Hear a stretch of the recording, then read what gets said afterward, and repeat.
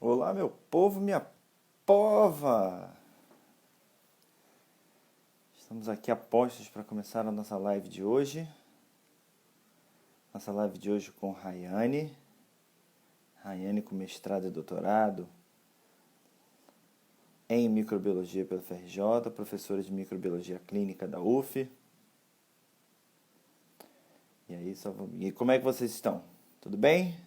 Todo mundo em casa, quietinho? Olha ali, ó, Aloísio, Patrícia, Thaís, Helena, diretora. Ó, Rayane entrou. Vamos incluir ela aqui. Ó, só vou dar mais oi para todo mundo. Lema tá aí. Aquelas nossas carinhas tradicionais. Então, vamos colocar respeitosamente.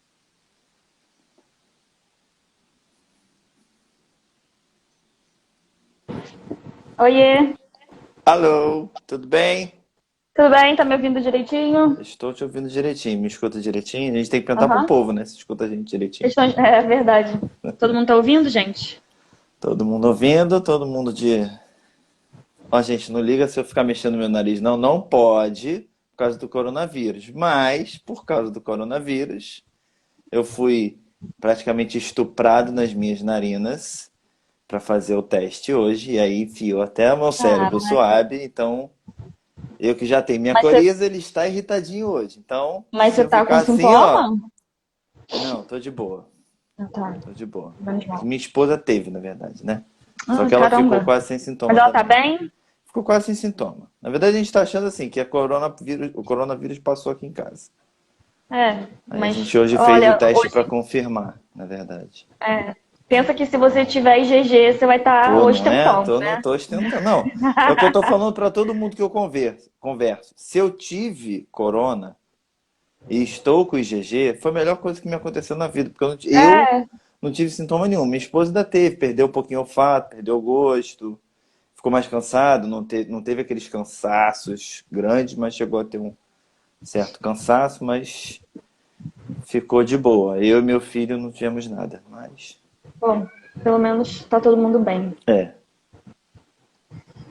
E aí, como é que foi o dia? Tudo E bem? aí, Boa noite a tudo todo bem? Boa mundo. noite, gente. Então, olha, hoje a gente vai conversar um pouco sobre resistência antimicrobiana. E E, aí? Tá muito né? escuro aqui ou tá bom? Eu tô vendo bem. Eu Ah, tô então vendo tá, bem, tá tô bom. de boa. Tá bom? O povo, qualquer coisa, o povo reclama aqui. É, gente, se estiver baixo, se estiver escuro, reclamem aí. Não tem Tá bom? problema Mas eu não. tô ouvindo super bem. Hoje botei microfonezinho também pra ficar melhor. Ó, o Lucindo aí. Olá, Lucindo. Bom, gente, então Lucindo olha do só. Anaeróbios? Pô, povo, na anaeróbio entre peso aí, ó. Acho que 20% do público aqui é anaeróbio. Então, gente, hoje a gente vai conversar um pouco sobre resistência antimicrobiana, né? Falar um pouco assim, já fazendo uma introdução para já dar desculpa para mim e para a Rayane. São poucos dados que tem, na verdade, então a gente vai meio que debater um pouco da nossa experiência, mais a da Rayane do que da minha, que trabalha mais com infecções hospitalares e resistência em humanos. Eu sou mais para a parte da veterinária. Eu fico na outra perna do One Health, mas gosto muito do tema, Isso. então a gente sabe alguma coisa.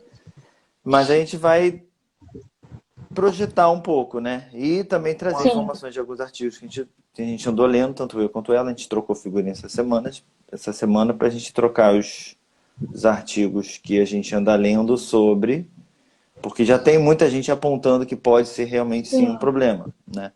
A maioria dos artigos são mais jornalísticos, né? A Sim. gente tem visto artigos jornalísticos falando sobre isso, mas nada sobre de dado científico ainda, que é muito cedo para mostrar esse impacto, né? É. Eu acho que a gente pode já começar. A Helena me lembrou aqui de fazer a menção honrosa que Rayane foi da primeira turma de biomedicina da UF? Não, não. Mas eu Não, fui aluna mas da foi professora aluna da Helena. UF, sim, ela fez Fui questão de aluna da falar. professora Helena, fiz questão. Foi uma professora, uma das professoras que me instigou a seguir o caminho da bacteriologia. Viu? Quando eu falo isso pra ela, ela não acredita. Então, mais um pra falar. Ela era coordenadora de curso na época, era super Não, empenhada no grande. trote cultural, era um exemplo, assim, a Não. Helena. Participou da montagem do curso, né? É. Mas, então, ó, eu acho que a gente não tem como não falar da resistência antimicrobiana sem antes pensar nas tais bactérias, né? Uhum. O que a gente tem visto sobre infecções bacterianas? O que você tem lido um pouco sobre infecções bacterianas secundárias Então, nos pacientes de COVID? já é bem sabido assim na literatura, né? Não de agora, mas que viroses respiratórias, vírus respiratórios, eles meio que abrem um caminho para infecções bacterianas secundárias, né, no sistema, no trato respiratório, né? Pneumonia secundária, enfim. Tanto que quando algum médico passa um antibiótico para virose, a gente critica muito, né, como microbiologista, mas em alguns casos é necessário em pacientes de grupos de risco para desenvolvimento de doenças mais graves, porque a gente sabe que o vírus ele abre o caminho exatamente para a bactéria e ali causar uma pneumonia depois de uma gripe ou de um resfriado. Uhum. E a gente achava, né, que não ia ser diferente com o coronavírus, porque tanto o SARS quanto o MERS tinham essas incidências de infecções bacterianas secundárias, né? E também o influenza, o vírus influenza, ele é um dos principais que causa essas pneumonias secundárias por bactéria. E aí a gente acredita, né, nós, assim, da área, a gente começa a acreditar que pode ser que um agravante da doença seja, de fato, a infecção secundária bacteriana. Tanto em indivíduo que tem a Covid-19, né, na comunidade, indivíduos que estão no grupo de risco para desenvolver essas pneumonias, quanto no indivíduo que está internado ali, com suporte mecânico respiratório e tudo mais. E aí já tem alguns estudos que mostram que existe nessa relação, sim, de desenvolvimento de infecção secundária a partir do momento que o indivíduo ele está positivo para o coronavírus, né, para o SARS-CoV-2. Então, era algo que era esperado e a gente tem visto que isso está acontecendo, né? Os poucos trabalhos que tem, na verdade tem muito trabalho, né? Mas saúde, Bruno. Obrigado. Os que já vêm nessa questão da infecção bacteriana, eles já mostram que há essa consequência, né? Não só de infecções por bactérias, mas infecções por fungos e vírus também. Né? A gente já tem esses dados reportados na literatura. Tem sido mais por quem? Eu lendo ali, eu vi dados não são muito. Tem gente que fala um, tem gente que fala Então, outro, né? os estudos que tem disponíveis, né, eles são meio conflitantes. Tem um estudo que fala, que foi feito numa província da China, não vou lembrar agora qual é o nome da província, mas eu até anotei aqui os dados que ele passou. Ele fez um levantamento e eles viram que eles pegaram 257 swabs de pacientes com sintomas de Covid e esses 257 swabs eram positivos para o vírus pela técnica de PCR em tempo real. Desses 257, 236 pacientes, cerca de Tiveram bactéria, eu li 91%, esse artigo. tiveram co-infecção. E aí essa co-infecção, ela estava relacionada com mais de 30 patógenos, bactérias, fungos e vírus, outros vírus, né? A maioria, de fato, foi por infecção bacteriana, 90% foi de infecção bacteriana, e o número 1 aí, 60% dessa co-infecção foi causada pelo pneumone, né? O Streptococcus pneumone, que foi uma das bactérias que apareceu aí em 2009, depois do surto de influenza. Né? A OMS e o CDC, eles estimaram que grande parte dos óbitos ocasionados pelo surto de influenza lá em 2009, né, gripe suína, na verdade foi por conta de pneumonia bacteriana secundária à gripe, entendeu? E principalmente pelo pneumone. Então, ele aí é o número 1, mas os estudos mostram a Klebsiella pneumone, que é um gram-negativo também sendo encontrado, o Haemophilus influenza também, a Acinetobacter baumannii e o Aspergillus, que é um fungo, né, oportunista. Então, ele acaba ganhando espaço aí por ser oportunista, né? E aí, em contrapartida, tem outros estudos que já falam que não é todo mundo que confirma essa infecção bacteriana. E aí, outros grupos, né, mostram que dos pacientes analisados, uma baixa porcentagem tem uma infecção bacteriana no momento de admissão. E Sabia que o isso Felipe faz ia com. O falar. que ele Sabia que falou? o Felipe ia aparecer aqui. Olha o Ó, o pneumococo pneumococo. aí, ó. Sabia. Vou te mandar esse artigo, Felipe. É 200. 153 pacientes tiveram com infecção pelo pneumococo. Sim. E aí é legal que esses artigos falam muito da vacinação, da questão da vacinação, mas aí é um outro papo, né? Mas assim, ele está sendo o número 1. Só que, como eu estava falando, tem o outro lado da moeda que diz que nem todos os pacientes vão desenvolver uma infecção secundária. Então, por isso que o uso do antimicrobiano ele tem que ser guiado nesses momentos. A gente vai discutir isso ao longo da live, né? Você vê, você falou desse aí, 256, acho que quase 200 e não sei quantos, 90% com bactéria, Sim, mas eu também já li sim. artigo que só 8% vai ter. O negócio não Esse artigo bate. que eu tô falando, exatamente, não bate. E aí eu acho que é muito da questão da rapidez da progressão da doença e da falta de recurso de você conseguir fazer os exames bacteriológicos de todos os pacientes que estão com Covid, né? Uhum. Eu acho que é um casamento aí de N fatores que, de fato, acredito que vai ter infecções secundárias mesmo pelas bactérias, e isso a gente já conhece por conta de epidemias passadas, mas é algo que tem que ser estudado, de fato. A Márcia perguntou do Do Aurus, né? Aurus. O Aurus, coitadinho, ele tá lá Ele tá lá para baixo. tá lá para baixo, não é um Ele dos tá lá para principais, baixo. não. Nesse artigo ele tá lá para baixo. Tudo bem, é um Isso, artigo, né? A gente não tem como isso, botar ele lá exatamente. para baixo em todos, né?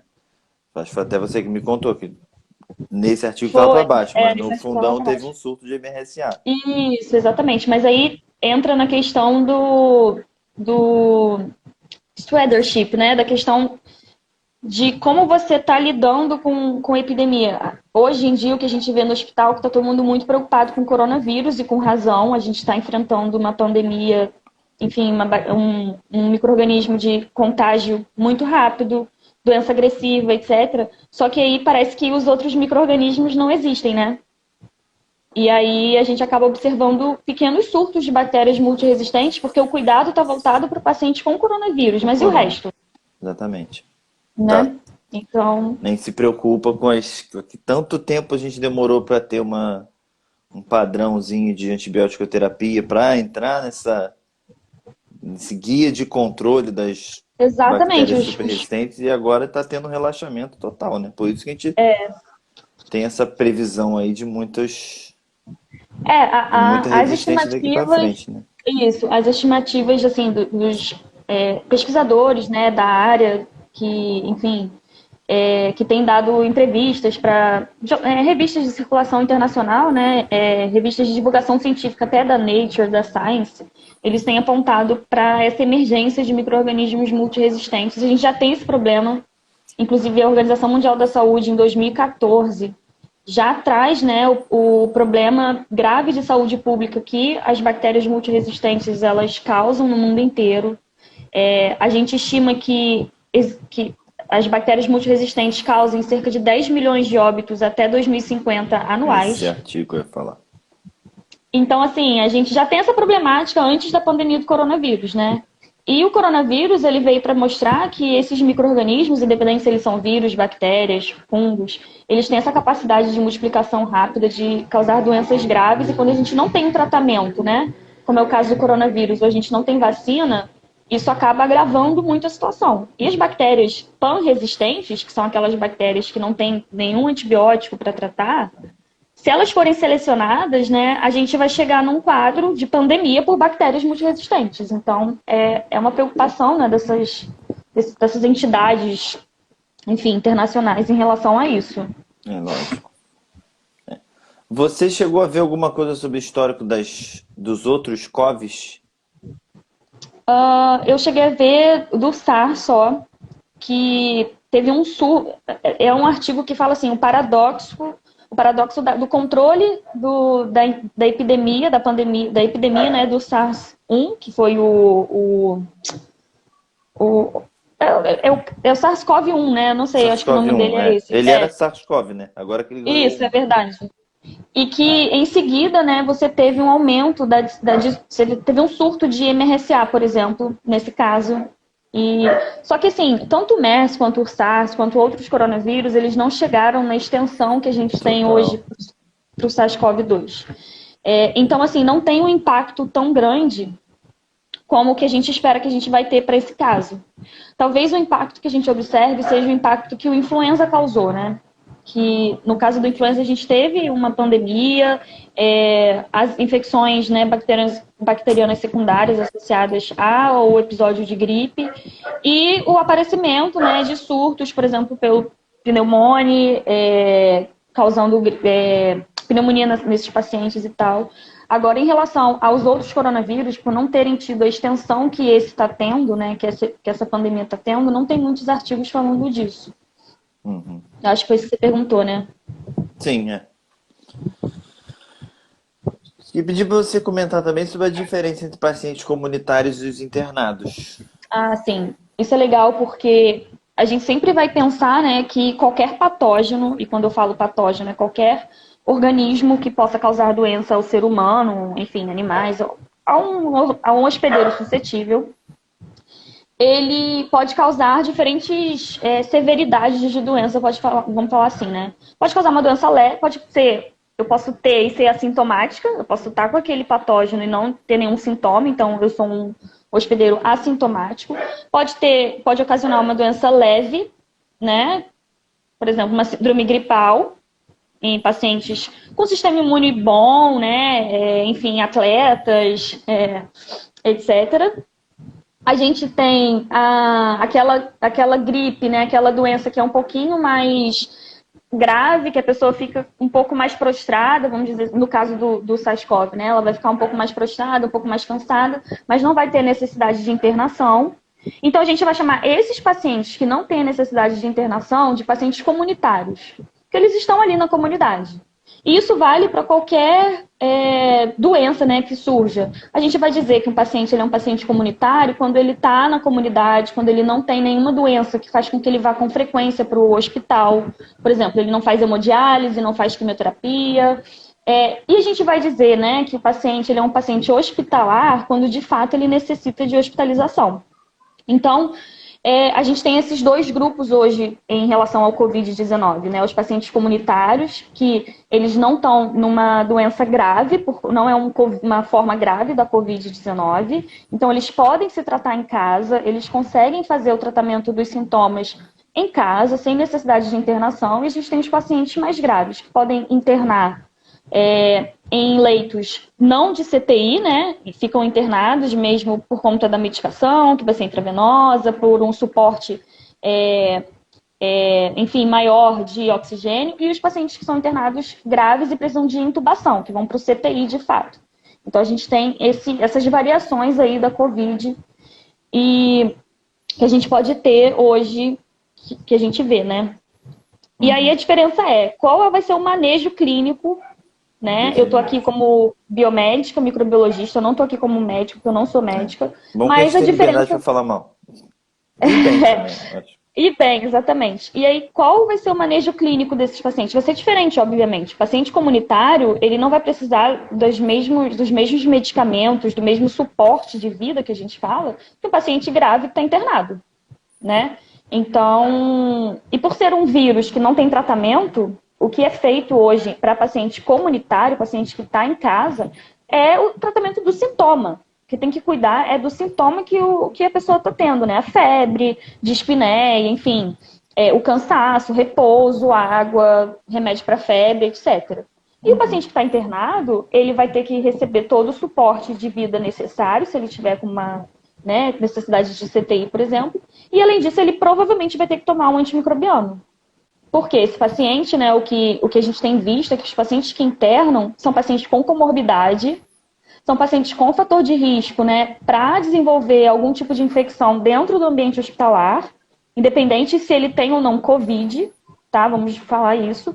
E aí, se ele interna com quadro de Covid, confirma que tem Covid, o uso do antimicrobiano, nesse caso, é para prevenir, para impedir que esse paciente desenvolva uma pneumonia secundária por uma bactéria que está ali circulando no hospital. Então, o manejo clínico, o raciocínio é esse, né? De você diferenciar esses dois grupos de pacientes. Uhum. Em relação à rapidez de teste, melhor condição para o tratamento?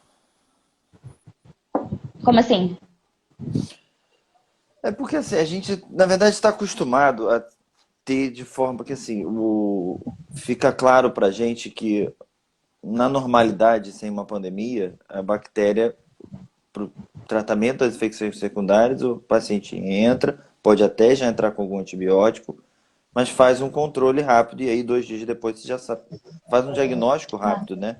E aí tem entendi, dois aham. dias depois a gente já tem quem é e qual antibiótico e faz qualquer troca eventualmente. A gente até critica um pouco Sim, não fazer realmente uma troca, né? Porque às vezes a gente vê que o padrão é vancomicina e meropenem. sim, Faz a sim, cultura, é gram-negativo, mantém meropenem, é positivo, mantém vancomicina. Eu às vezes critico um sim. pouco o fato de por que não olhar atentamente esse antibiograma para ver se não dá Antibiograma. para ir da vancomicina para um menor, em menor, Geralmente né? acontece, tá, Bruno? Isso em hospitais que têm a CCIH atuante, né? A CCIH é Comissão de Controle de Infecção Hospitalar, né? Uhum. Geralmente os hospitais têm CCH e as CCHs atuantes, elas recomendam eles chamam de escalonar, né? Escalonar a droga. E aí, se você chega num hospital, paciente interno, vamos pegar um paciente com Covid, ele interna, qual que é o problema hoje, né, de não dar antimicrobiano para um paciente que está grave, que está internado? O paciente que chega no hospital, ele vai chegar com sintomas de síndrome respiratória. E é muito difícil você diferenciar essa síndrome respiratória causada pelo Covid por uma síndrome respiratória causada por uma bactéria, no momento que ele chega ali. Faz enfim, suave nasal para ver, né, o suave de nasofaringe para ver se ele está positivo pelo Covid, é um teste rápido. A gente sabe que esse teste rápido, ele é rápido entre aspas, né, porque ele vai demorar aí um dia pelo menos para vir com o resultado. A gente sabe que existe esse delay. E aí o paciente chega, o médico, ele está numa situação de uma pandemia que as pessoas em 12 horas evoluem para óbito. O que ele vai fazer? Ele vai tentar cobrir, essa é a palavra, qualquer espectro de doença que esse paciente possa ter. Então ele vai dar, né, enfim, os remédios que têm sido mostrados com eficiência para o tratamento dos sintomas de Covid e vai associar um antimicrobiano. E aí vai associar um antimicrobiano de amplo espectro, que vai cobrir tanto uma bactéria gram-positiva quanto uma gram-negativa, e inclusive os micro-organismos atípicos, que são micro-organismos que a gente não consegue isolar no laboratório de microbiologia, mas que causam infecção pulmonar. Então, esse paciente chegou, ele fez lá, né, a cultura do swab, para ver se está com Covid. Às vezes não tem como fazer uma cultura do trato respiratório inferior, para poder dizer se é uma pneumonia bacteriana ou não. E esse paciente está sendo tratado como se ele tivesse tudo, né? Porque é melhor você aqui pecar no exagero do que pecar na falta. E aí, quando volta esse resultado, o que tem sido sugerido por diversos guidelines é que se o paciente foi confirmado que ele tem Covid e que ele não está desenvolvendo uma infecção bacteriana, né? Se foi feito um teste bacteriológico e descartou a possibilidade de uma infecção bacteriana, não há necessidade de tratar esse paciente com antimicrobiano, porque esse antimicrobiano não vai fazer diferença no Covid. Uhum. Agora, se esse paciente, né, ele está com uma infecção bacteriana comprovadamente, né, por um teste microbiológico, aí sim, esse antibiótico, no momento que ele entra, ele está tomando uma antibiótico-terapia empírica, ou seja, a equipe médica vai escolher antibióticos, combinações de antibióticos que cubram o maior número de bactérias possíveis, a gente chama isso de empírico, e depois que sai o resultado daquela bactéria e do que aquela bactéria é sensível ou resistente, o médico pode trocar essa antibiótico-terapia de acordo com o que aquela bactéria vai responder. Uhum. Só que o que a gente tem visto é que não está sendo feita essa etapa, né, de pesquisar se tem alguma bactéria associada ali. Então o paciente ele entra e vai Entra com fazer o o empírico e vai embora com o tratamento e empírico. fica até o final, exatamente. Vai ficar com o empírico até o final. É. E esse é o problema. Esse é o problema, porque não é um tratamento guiado. Hoje a gente precisa guiar o tratamento de forma a impedir a seleção de bactérias multiresistentes. Essa é a ideia, né, que a gente acredita que é o que vai aumentar a resistência antimicrobiana. Porque a antibiótico-terapia, ela está sendo feita de maneira não guiada. Uhum. Muitas vezes E off-label, né? Tipo azitromicina. off-label, exatamente. Assim, não é que seja off-label, ela é off-label para COVID, mas ela atende uma infecção pulmonar Não, bacteriana. porque no caso da azitromicina, às vezes o povo tá entrando com a azitromicina, não é nem para isso, é para Exatamente. tratar. E aí vamos falar da azitromicina na comunidade, que para mim pior do que o uso dos antibióticos dentro do ambiente hospitalar. Porque, querendo ou não, a CCIH, né, nos hospitais que tem uma CCIH atuante, ela tá Apesar ali de que assim, a Márcia, controlando. até pegar o link do que você falou, a Márcia perguntou se os pacientes internados, se os swabs de vigilância estão sendo realizados além do Covid. Eles, Sim, pelo que eu sei, pelo no menos Antônio o Pedro está Antônio Pedro, então. fazendo na entrada. Mas Então, dentro do CTI do Covid, eles tinham pelo menos capaz de o. não estar fazendo. Acho que eles não estão fazendo, por exemplo, Porque, dentro do CTI do Covid pelo sim, risco, né? exatamente. Pelo risco até de você, na hora de você colher a amostra, você contaminar seu paciente.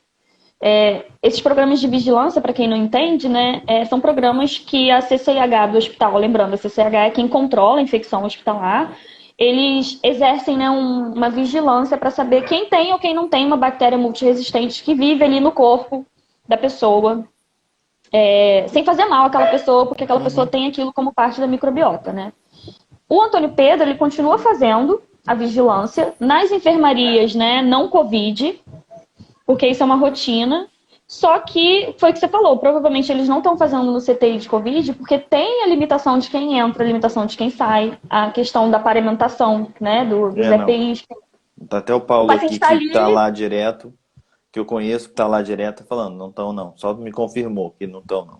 então. E aí é difícil, a gente não vai saber se aqueles pacientes, né, com Covid, eles estão colonizados ou não, com bactérias multiresistentes, ou se, de alguma forma, o controle, né, ali dentro da CTI não está adequado e aí está tendo pequenos surtos né, de bactérias multiresistentes entre os pacientes Covid, porque, de fato, é muito difícil, a gente está lidando com uma doença muito difícil. E é por isso até que eu nem gosto de criticar o médico que está ali na beira do leito de Não, um de CTI que forma está alguma. dando antimicrobiano. Ah, porque não pode dar antibiótico para tratar a virose. Gente, ok, isso é algo que é para a gente passar Na para a comunidade normalidade agora. vai, né? Na Mas normalidade, agora. né? Agora, no ambiente hospitalar, eu fico me colocando no lugar de um médico que está ali sem saber o que fazer com um paciente que está entre a vida e a morte, ele tem que tomar uma decisão muito rápida, ele vai optar por dar uma antimicrobiana. E aí a CCH, exato, ela está ali para guiar, de modo que não faça um uso indiscriminado de drogas muito fortes, quando a gente fala amplo espectro, são drogas muito fortes, que vão pegar muitos micro-organismos resistentes, exatamente para a gente não queimar, a gente fala de queimar, né? Essas drogas num futuro, né? Para a gente não selecionar as bactérias que são resistentes a essas drogas num futuro. E aí a minha crítica é em relação à comunidade. Será que tem necessidade de todo paciente diagnosticado com suspeita de Covid, não é nem paciente diagnosticado, paciente com suspeita de Covid, será que tem necessidade desse paciente receber a prescrição de azitromicina? Se ele está suspeita de Covid? Se ele não tem fator de risco para desenvolver pneumonia, se ele não é do grupo de risco, se ele não tem não tem histórico de pneumonia por micro-organismo atípico, será que tem necessidade desse paciente tomar um antibiótico se ele está com uma síndrome gripal? Então, É, essa é a preocupação, né? Acho que não só minha, mas como de todo microbiologista, sim. E eu acho que a infectologista. azitromicina, além disso, está entrando no bonde do acreditarem que ela funciona pro Covid, né? Nem Não pra... funciona, exato, E não assim, os funciona. estudos estão, assim, é lógico, toda live que eu tô aqui, tô falando de Covid, eu falo isso. Pode sair semana que vem um estudo me contradizendo. Hoje, o que a gente tem Hoje a gente visto é que sabe a que não funciona, azitromicina não exatamente. faz diferença. Só O que que ela, ela. só que assim, o que a gente vê de gente que comprou por conta própria porque ouviu que funcionava a corrida para Exatamente, cloroquina nas farmácias, aí é exatamente. o desespero. Entendeu? E Até já aí, o que respondendo a Amanda, qual a explicação para o uso da azitromicina em pacientes Covid comunitários? Eu acho que está indo muito por esse. Primeiro, a gente dá de acreditar que ela era tratamento para o Covid, e hoje em dia eu acho que o povo está gostando de Então, azitromicina para tudo. mas uma observação também. A azitromicina ela é uma droga utilizada para o tratamento de pneumonia por micro-organismo. Oh, meu Deus, me fugiu a palavra agora. Atípico, Uhum. tá? Os micro-organismos atípicos são aqueles que a gente não consegue cultivar no laboratório, micoplasma e clamídia. A azitromicina ela é resguardada quando eu suspeito de uma infecção, né, uma pneumonia por esses micro-organismos, e existe um grupo de pessoas que estão lá no grupo que vai desenvolver com mais chance essa pneumonia. Então, a azitromicina ela é utilizada hoje na comunidade, normalmente para o tratamento, né, isso num mundo sem Covid. para o tratamento de pneumonia atípica. Micoplasma. Quando a gente, isso, quando a gente não consegue dizer quem é o micro-organismo que está causando ali. Além disso, a azitromicina ela tem um efeito imunomodulador do pulmão. Sim, por isso que o povo gosta de estar com problema pulmonar, azitromicina. E ela é muito utilizada em pacientes que têm fibrose cística, por exemplo, né? Como profilaxia de infecções, porque ela tem esse papel imunomodulador do pulmão. E aí eu acho que juntou a fome com a vontade de comer. E aí, E a chutando falta um pouco aqui, ela também não é uma das drogas que a gente se preocupa em pesquisar resistência, né? Exatamente, só que aí se Então, você joga resistência à azitromicina no PubMed, né, você vai ver que já tem Neisseria, gonorreia com resistência à azitromicina, e a azitro, né, ela é utilizada para o tratamento de IST, que são as infecções sexualmente transmissíveis, e a gente sabe que nos últimos anos a gente tem tido um aumento exagerado assim no número de ISTs no mundo inteiro, e aí a gente está queimando uma droga que é utilizada, que ela é barata, é dose única e tem eficiência, né, para o tratamento dessas ISTs, e a gente está queimando essa droga na comunidade e provavelmente vai aumentar o número de Neisseria com resistência à azitromicina. A gente tem o pneumone já aparecendo com resistência à azitromicina, se eu não me engano, acho que é o pneumone. Enterobactérias, tá? Porque ela pode ser utilizada para o tratamento de algumas infecções por enterobactérias, e já tem aí, né, a descrição de enterobactérias resistentes à azitromicina, estafilococcus, e aí eu posso citar todas as bactérias, porque ela tem uma ampla cobertura, é uma droga de amplo espectro. ela é para o espectro. E aí, se a gente usa isso em exagero, que é o que está acontecendo na comunidade, o que a gente espera que aconteça é que daqui a um tempo, e aí esse tempo ele é um grande ponto de interrogação, porque vai depender do quanto que está sendo utilizada essa droga na comunidade, a gente vai começar a ter as amostras resistentes à azitromicina aparecendo aí, entendeu? Eu acho que isso é uma preocupação que eu tenho. Eu acho que a gente daqui a pouco, por conta do Covid, não sei se vai chegar a ponto dela ganhar a siglazinha dessas famosas, mas ela vai entrar Sim, no nosso radar. Eu não sei se ela vai entrar, tipo, MRSA, vai ter um ARSA, por exemplo. sim, Mas eu acho que entendi. ela Mas vai entrar no provavelmente nosso vai entrar radar. no nosso Vai radar. entrar no nosso radar. Vai, e assim, e a gente sabe que em alguns micro-organismos, a resistência à azitromicina, ela sempre vem associada com a resistência a outros grupos de antimicrobianos. Porque ela pode ser uma resistência que está no cromossoma da bactéria, ou seja, a bactéria sofre uma mutação em algum gene específico, e isso faz com que ela seja resistente àquela classe de drogas, que a azitromicina faz parte dos macrolídeos. Mas a gente sabe que ela pode ser transferida via plasmidial, né? E quando a gente tem um plasmídio contendo um gene de resistência, esse gene de resistência nunca vem sozinho. Não. Então, a gente Quem pode estar dera. selecionando. A gente pode estar selecionando as bactérias que têm a resistência à azitromicina junto com resistência para outras drogas, que seriam mais eficazes no tratamento. Então, vamos supor que no plasmídio que está carregando a resistência à azitromicina, eu estou carregando resistência para outras classes que a gente não tem ampla disseminação da resistência. A gente vai começar a selecionar essas bactérias que têm ou essa mutação ou esse A turma por plasmídio. tabela. E por tabela a gente seleciona as resistentes a outras drogas. Então essa é a preocupação, né? Olha só, a gente fez o roteiro e ficou naquela dúvida se estava muito grande, ó, estamos indo super bem. Então, mas é verdade. O Aloysio falou uma coisa legal que a gente discutiu, né? Imagina um paciente de risco entubado por mais de 10 dias no CTI. Como é que você não dá antibiótico para um paciente desse? A chance dele desenvolver uma pneumonia por conta da própria invasão, né, de colocar um aparelho respiratório é grande. A gente sabe que é um fator de risco. Então, nesses casos, não tem por que a gente questionar o uso do antimicrobiano.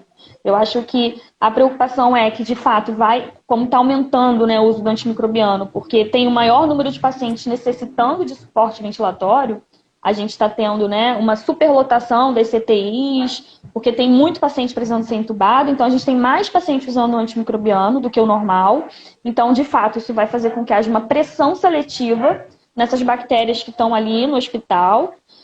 A gente vai ter o esgoto hospitalar, que é algo que pouca gente comenta, mas... Saúde. Essas Obrigado. drogas, né, elas são eliminadas, um paciente que não está entubado, né, não está com sonda nem nada, ele está só internado. Ele está tomando antibiótico, ele vai fazer xixi no banheiro, mas ele está tomando uma droga que está sendo eliminada, né, pela via urinária. E aí você tem um esgoto hospitalar que não é tratado.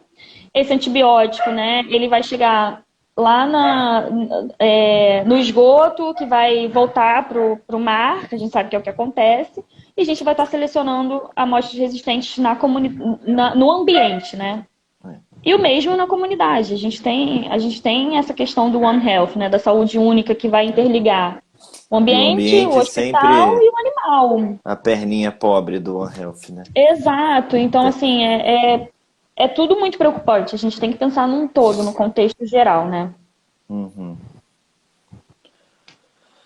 Raine, Mais você que alguma está mais tempo lá no hospital, o diagnóstico de microbiológica dessas infecções secundárias, na normalidade, quanto tempo dura? Demora? Tempo? 3 dias.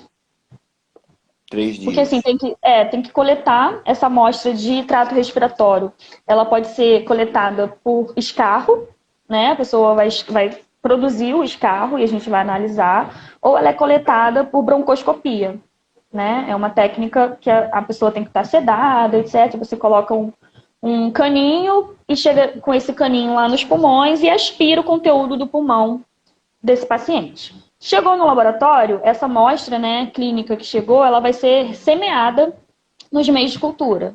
Uma vez semeada nesse meio de cultura, a gente precisa dar 24 horas para o micro-organismo crescer. Então, de 24 a 48 horas. Cresceu em 24 horas, a gente vai precisar de mais 24 horas para identificar esse micro-organismo. Então, no melhor cenário, a gente teria essa identificação em 2 dias, né? Do período que leva de 24 horas para o micro-organismo crescer e 24 horas para a gente identificar, levando em consideração um hospital que tem um método automatizado que identifique o micro-organismo e faça o teste de sensibilidade ao mesmo tempo, 2 dias. E se esse micro-organismo leva 48 horas para crescer, a gente teria 3 dias, ou se eu tenho a identificação primeiro e depois o antibiograma. Então, aí, cerca de 2, 3 dias para a gente saber que se tem uma bactéria ali, entendeu? Entendi. O aspirado traqueal também, que o Douglas é uma ótima pessoa, ele trabalha no Antônio Pedro, na microbiologia do Antônio Pedro. Ele tem doutorado também, É bom então... que ele corrige a gente se a gente falar alguma coisa errada lá, Pois doutor Pedro. Douglas. Pode corrigir, Tá viu, de, Douglas? tá de olho aqui, é verdade. Mas assim, né, a gente tem esse tempo normal da bactéria crescer. A gente não trabalha com metodologia molecular no laboratório de rotina, né? São poucos os laboratórios que fazem metodologias moleculares mais rápidas e tal. E num hospital que a gente tem essa quantidade de pacientes internados, né? A gente tem que pensar também, por exemplo, que esses pacientes eles estão provavelmente com um acesso venoso, central ou periférico, né? E aí isso abre porta para infecções de corrente sanguínea, além da pneumonia, né? E quando a gente fala de infecção de corrente sanguínea, a gente fala também de sepse. E aí já tem estudos que mostram que os pacientes com Covid, né, a grande maioria deles tem sepse, né? E provavelmente por conta de uma infecção bacteriana. E vai saber se é uma infecção bacteriana pulmonar ou uma infecção de corrente sanguínea, né? Tem que fazer o diagnóstico microbiológico também, para você identificar essa infecção. Uhum. Eu acho que o que a gente tinha combinado, né? Olha só. Não, aí eu quero que você comente, porque assim, eu li o artigo, acho que você deve ter lido esse artigo também, se bobear até você me mandou, porque ele debate bastante esse uso do antibiótico nos pacientes, né? Porque apesar de a gente ter você veja como é que as informações são conflitantes, né? A gente tem artigo que fala de quase 90% de infecções, E uma outro penca 8. de artigos que fala de que a sepse é um dos principais problemas, mas aí tem um artigo que é do povo, ó, vou até para fazer justiça, vou até falar de onde o povo é, ó, da Inglaterra, que ele falou que é o tal do que fala em 8% de infecção bacteriana, Sim. né? E aí ele, inclusive, ele fez uma revisão muito legal, assim, os dados que ele fez, de que só 8% dos pacientes tiveram infecção secundária, mas 72% desses recebeu Receberam antibiótico, antimicrobiano. Eu li esse entendeu? artigo, tá aqui. E aí o que ele está combatendo não, ressaltando muita preocupação, porque justamente o que está rolando de problema é que a gente está meio que todas aquelas recomendações de uso de antimicrobiano para controle da seleção das bactérias multiresistentes está sendo afrouxado no momento, né? Sim. E o que eu achei interessante é que ele foi fazendo, nesse artigo, ele botou uma tabelinha, ele foi falando assim, cada coisinha, qual coisa. Porque assim, tem Sim, coisas. é um É o artigo da da Journal of, Antimicrobial Chemotherapy. Antimicrobial Acho que é Therapy, isso. Aham. exatamente. Que ele até falou assim, tem coisa que está ajudando, por exemplo, essa nova neurose por lavar a mão, que tinha que ser sempre, Sim, pode sim, ajudar. O uso sim, do. Ele botou lá que o uso dos EPIs todos pode ajudar e atrapalhar dependendo de onde está. Porque exatamente. dependendo, se for um cara que não está no CTI do Covid, ajuda, porque é mais uma coisa protegendo. Mas o do Covid tem que ficar trocando entre paciente e outro, já pode ir para outro lado. Ele pode pegar ali e aquilo contaminar o É, ambiente que a gente esquece. eu acho que é muito importante a gente pensar também, Bruno, na questão da epidemiologia, né?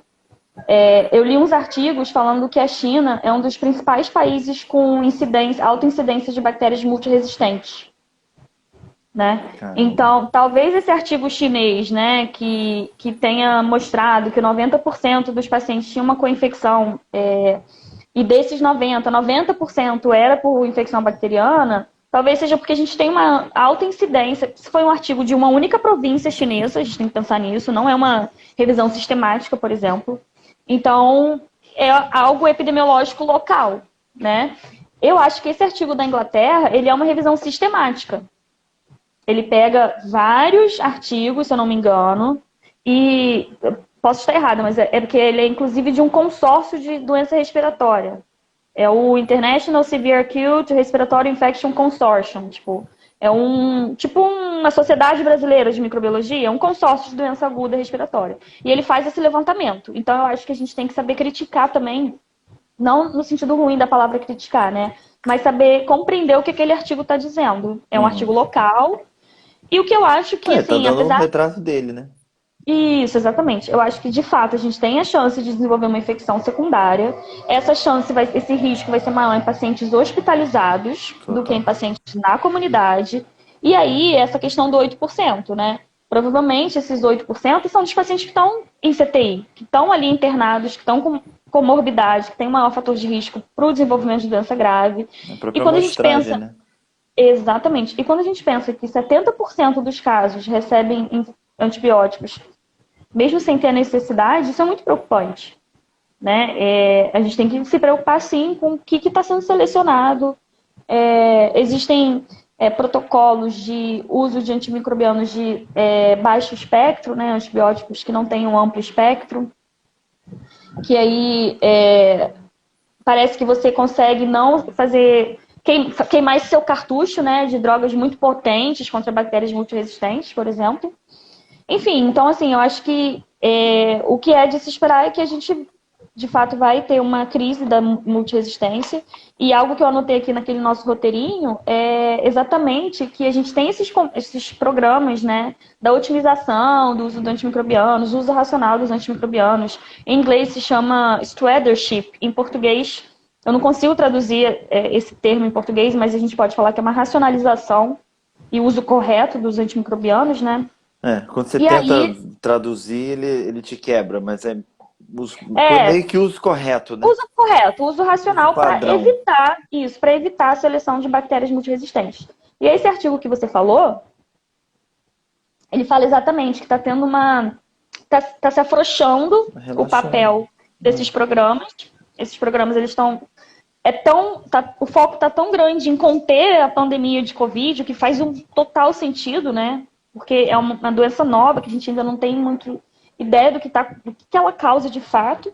Então, só que não pode relaxar o outro lado. Eu acho que precisa ver esse casamento, esse balanço, né, entre as duas coisas, porque futuramente a gente vai colher os frutos do que está sendo feito agora, né? Claro. Então, eu acho que tem que haver esse equilíbrio. E aí, qual que é o problema, né? Como você falou, não está fazendo swab em CTI. A gente não tem ideia se esses pacientes eles estão saindo, quando eles saem de CTI, se eles vão sair colonizados por cepa multiresistente ou não. E Foi que até o se que a eles Luísa falou ali, que seria interessante a gente pegar na saída dessa turma. É isso, porque A gente, esse cara tá pesquisador, indo vai pra pensando de um monte de já querendo passar suave em tudo. esse cara tá indo para casa, às vezes ele tá indo para casa com um VRE, que é o enterococo resistente à vancomicina, com o Staphylococcus MRSA, que é o resistente à meticilina, e com uma KPC da vida. E aí a chance dele desenvolver infecção futuramente por qualquer uma dessas bactérias é maior. Pra nem E outra falar no coisa que... dificílio da Lili, né? Nossa, eu ia falar isso agora, eu ia falar isso agora. E a azitro, a gente sabe que a azitro é uma droga que depleta a microbiota intestinal, Pois assim, de é, uma forma... exatamente. E Ela é quem ótima toma pro fica com pulmão, mas péssimo pro intestino. Quem toma ácitro sempre fica com a diarreia medicamentosa, quando a pessoa faz uso da ácitro por mais de 5 Tudo que dias. o Porque ela. Clostridium difficile queria. Exatamente. Então Que eu acho segundo que a gente, Lili é a maior epidemia do eu acho que a mundo, gente vai ter se um você problema pegar sério. todos os anos, né? Eu acho que a gente vai ter um problema sério de aumento aí de casos de C. diff, de infecção por C. diff, de verdade. E é algo E que eu fico com a pouca impressão gente que, na verdade, discute. porque o C. diff, por incrível que pareça, por ele matar, porque ele mata bastante, né? Ele ainda, se eu tivesse que classificar, ele ainda tá no grupo dos negligenciados total, né? Total, porque a gente não tem isolamento em hospital, a gente não tem diagnóstico na maioria dos hospitais. Por ser uma bactéria anaeróbia, né, o cultivo dela requer, enfim, equipamentos específicos. O teste rápido, né, para identificar o C. diff, identificar a produção da toxina, que é o que causa a doença grave, né, é caro. É caro. Então, a gente não tem o insumo suficiente para estabelecer uma É. rotina diagnóstica. E a gente passa, né, por um período de desgaste na ciência, né, de falta de investimento em ciência, em tecnologia, em propriamente a indústria farmacêutica não investe na descoberta de novos antimicrobianos. Não. A gente tem aí 30 anos de Sem novas, vácuo, de vácuo de novas classes. e aí A gente só vai botando penduricalho nos que a gente conhece, né? exatamente. Então, para você desenvolver, eu acho que o que está acontecendo é bom, óbvio que não tem lado bom, né, nessa epidemia, não quero que as pessoas me interpretem dessa forma, mas eu acho que o que está acontecendo está mostrando para as pessoas que o investimento em drogas para doenças emergentes, por mais que ele não tenha o retorno financeiro que as indústrias farmacêuticas esperam, que é o retorno rápido, porque, né, você vai investir Não, bilhões para descobrir uma antibiótico vai nova droga, demorar 20 anos para se vender. você ter o lucro, para você ter o lucro que você investiu, né? Para você recuperar o que você investiu. Então, assim, só que a Acho que em 20 bactéria, anos, se a gente pensando aí numa droga que vai começar teste in vitro para depois em vivo, não sei quantos anos de in vivo, 15 anos para a botar gente no mercado. é isso. A gente está vendo isso com o Covid, com o coronavírus, porque a gente está vendo que não existe, não é viável você produzir um medicamento ou descobrir um medicamento, uma vacina, num período curto de 3 meses, de 6 meses. A perspectiva é que a gente leve 18 meses para ter uma vacina para essa infecção. Demora, Então, tem pensa jeito. isso. A gente tem 30 anos de vácuo de antimicrobiano e a bactéria ela não fica assim, então já que não tem droga, eu não vou ficar resistente. Vou dar um tempinho. Não quero esse plasmídio, não. Exatamente. Então, assim, eu acho que a gente tem um futuro de lutar bem pela ciência. Outro dia eu Nós, tava. microbiologistas, Termina. vamos ter muito trabalho pela frente. Muito mesmo. Sim. Porque vai mudar muita coisa pra gente. Porque até onde eu sei, se tiver alguém aí me corrija, adoro pessoas aqui porque eles me corrigem. Até onde eu sei, acho que a gente tem hoje antibióticos, antimicrobianos, vamos dizer assim, em fase clínica, acho que são 6 que não são novos e 5 são para gram-positivo. E a gente sabe que assim, por mais que eu ame meus gram-positivos e trabalhe com eles, a gente sabe que o principal problema não está neles. Não tá Vamos neles. ser, Tá no gram vamos. negativo. Pronto, a Luísa vai falar o resto da vida para mim agora que eu assumi isso, mas assim, os gram-negativos estão ali, entendeu? E aí a gente já tem um novo, que não é nem novo, que é o Torgena, né? Não posso falar o nome comercial, que é a ceftazidima e o avibactam, que é o mais novo, assim, contra os gram-negativos, e a gente já tem amostra de Klebsiella resistente a ceftazidima e avibactam. Então, assim, porque não tem, é isso que você falou, não tem coisa nova, não tem. Não tem. E demora anos para a gente descobrir alguma coisa que sirva para alguma bactéria e, enfim, é muita coisa para pensar. E eu acho que esse momento que a gente está vivendo, ele tem que acender essa luz nas instituições de pesquisa públicas e principalmente as privadas para investir nessa área, entendeu? Sim, porque assim, não, e as pessoas não têm muita noção. E aí eu lembro, toda vez eu me lembro da primeira live que a gente fez, quando a Rita falou que no outro surto do SARS-CoV-1, 6 meses para descobrir que era um coronavírus. Olha só, e foi em 2003, né? 2003. É, não tem tanto tempo assim, né? 17 anos atrás. E agora a gente, um mês depois, já estava com ele sequenciado. Não, sequenciado, teste pronto vinte e já para quatro horas, fazer. 24 horas ele todo sequenciado. No Brasil chegou, 3 dias depois já estava sequenciado para o povo de São Paulo. É. E aí você lê A no ciência. jornal, e aí você lê no jornal hoje que os professores estão Ah, 3 meses em casa se recebendo sem trabalhar, é pesado. Enche o aham. saco de vez em quando. Como se a gente Hoje, só desse aula, né? não é? Hoje foi Hoje eu irritante. vi. Hoje foi irritante. É. Isso é muito triste a gente pensar que tem pessoas se arriscando, arriscando as vidas, trabalhando como voluntário. Tem professor, inclusive, lá na Tem linha de frente. professor na linha de frente, entendeu? O professor que está trabalhando em instituições que nem é a instituição onde ele trabalha. Eu tenho amigas que estão trabalhando no LACEN, professoras da UF que estão trabalhando no LACEN, que não tem A gente, nada a ver com semana a passada, UF. estava aqui, A Lu, né? A Lu, que a Lu, que ela é estava no minha colega de LACEN, trabalho. estava no Isso. LACEN e agora está no LAMAP. Eu sempre troco as letras. Mas, Então, assim, ninguém pensa que essas pessoas estão ali se arriscando, estão, enfim, fazendo o trabalho que quase ninguém quer fazer, porque é o trabalho mais difícil, que é o trabalho de bancada. É óbvio que você lidar com o paciente é muito difícil, mas a bancada também tem os seus problemas, né? A pessoa está ali trabalhando com 100 amostras por dia, está extraindo o RNA de 100 amostras contaminadas por dia, então o risco dela se infectar é muito grande. ciência Isso não é levado em básica. consideração. Ciência básica, né? Ciência As básica, pessoas que é super criticada. Ciência básica não serve de nada, que o que importa é ensaio clínico. mal sabem Pois que é. para chegar no ensaio clínico, quanta ciência básica foi feita antes, né? Mas tudo bem. Então, assim, eu acho que tudo isso, tudo que está acontecendo, está levantando muito essas questões da importância do investimento em ciência, da importância da vacinação. Eu li vários estudos falando, né, que o fato do que está acontecendo agora está sendo tão gritante é por conta do movimento anti-vacina, porque a gente pode estar tendo muita morte por pneumococo e influenza em pessoas que, né, por conta da falta de vacinação em determinados grupos sociais. Pois é.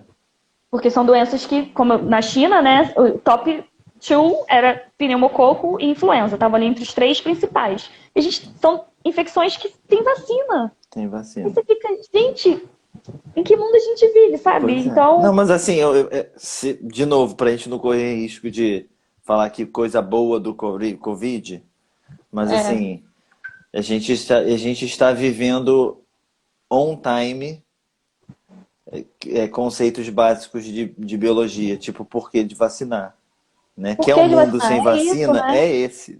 É assim, Exatamente. ó. Quando a gente E não não usa é. vacina, é isso.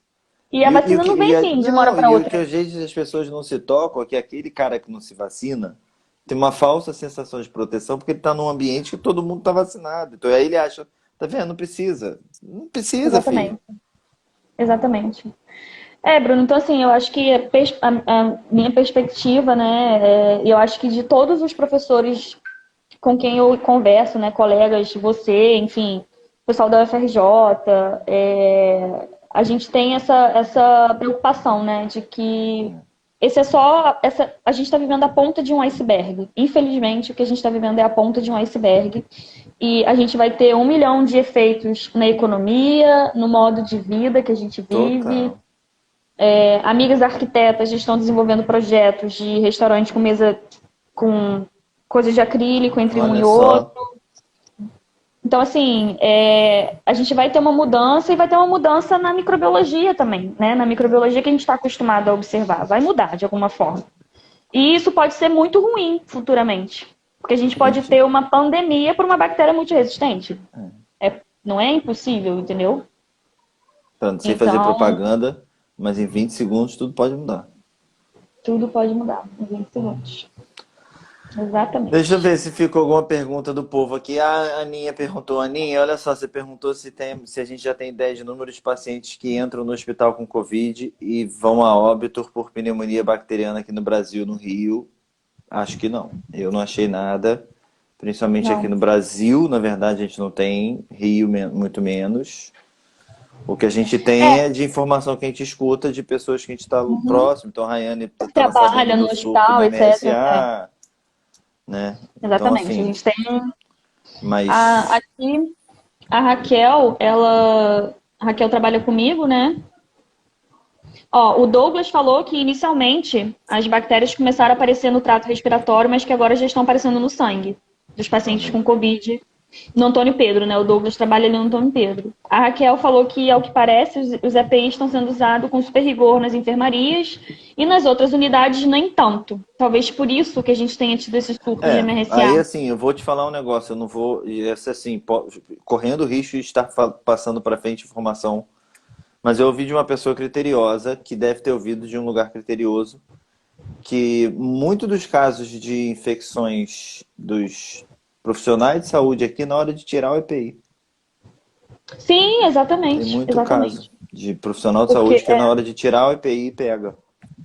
Entendeu? A gente mas tem uma assim, deficiência. A gente sabe que é, assim, falar em deficiência de uso de EPI no momento que a gente quase não tem EPI, chega a ser quase maldade eu tocar nesse assunto. Mas a gente sabe que assim, depois vamos ficar de lição que a gente também não sabe usar EPI, não, não né? sabe lavar a mão. O que a gente vê é que Entendeu? profissional de saúde não Povo em sabe lavar a geral, né? mão. Povo em geral, O profissional de povo, o saúde. povo, você pergunta a uma criança, a criança não sabe lavar a mão, ela não é ensinada a lavar a mão corretamente. Então, talvez isso seja uma consequência boa do que está acontecendo, né? Que a gente vai criar esse hábito de lavar corretamente as Outro dia mãos. eu E aí estava é o lado citando da a mãe da enfermagem, que agora eu vou esquecer o nome. Ela tem Ana um nome tão Nery. bonito. Ana Nery. É Ana Não, Nery. mas a inglesa da Segunda Guerra, esqueci o nome dela agora. Daqui a pouco alguém fala Ah, aqui. aqui, sim, eu esqueci também. A Ana Nery é a brasileira. É, e, pô, ela em 1917 resolveu o problema da Segunda Guerra Mundial botando Pela pra lavar a lavagem de mão. mão. Entendeu? Mas então, existem estudos que mostram, estudos científicos, né, publicados, que mostram que a lavagem de mãos ela é mais eficiente do que a precaução de contato para você conter um surto dentro de um hospital, Tá vendo aí? entendeu? Então, se o profissional, né, que trabalha ali naquele ambiente, ele souber lavar a mão corretamente, não há necessidade de botar um paciente em precaução de contato, né? Uhum, muito bom. Então, existem essas questões também.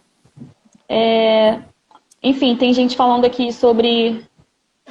Não, tem Ah, gente assim, por que que o médico tá passando amoxicilina? Daí você tem que perguntar pra ele, porque eu realmente não consigo nem então, elaborar uma explicação por que que estão usando a para o Mox. paciente que está suspeito de Covid. Então, o que acontece? A amoxicilina, Florence ela também. Nightingale, viu? Alguém me lembrou. Isso aí, Florence Nightingale, isso mesmo. A amoxicilina, geralmente a que é passada não é a amoxicilina pura, Não, é o clavo, clavulin. É a amoxicilina com com ácido clavulanato, né? clavulanato. Com ácido clavulânico. Por quê? Porque a gente sabe que na comunidade, a maioria das gram-negativas, elas são produtoras de uma enzima que chama SBL, e que essa enzima ela é inibida pelo ácido clavulânico. Então, você consegue manter a atividade da amoxicilina usando essa combinação.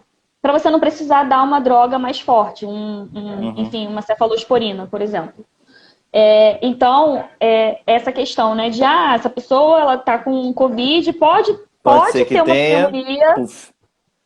Ah, Não tem necessidade. Se ela está com sintomas de Covid, como a gente sabe que é muito difícil de você diferenciar uma pneumonia bacteriana do Covid hoje em dia em pacientes da comunidade, mas assim, até que ponto há necessidade de fato de você passar um antibiótico para um paciente da comunidade, né? Faz um exame de sangue, olha lá o leucograma do paciente, proteína C reativa, tem um marcador bioquímico que eu acho que pro